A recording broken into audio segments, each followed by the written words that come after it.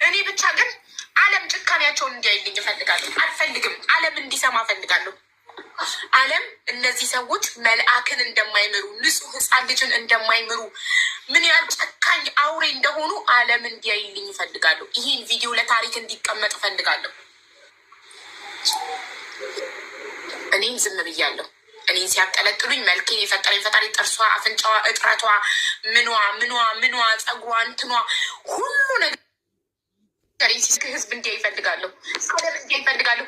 ብችል በእንግሊዝኛ በአረብኛ ተርጉሜ ማቅረብ እፈልጋለሁ ለዓለም ልጄ ላይ የተደረገውን ነገር።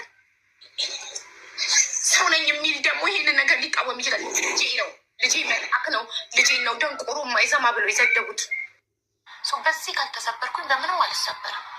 ይሄ ከሚዲያ ካላስጠፋኝ ምንም አያስጠፋኝም። ግን ለሀቅ የምትቆሙ ካላችሁ እዩ።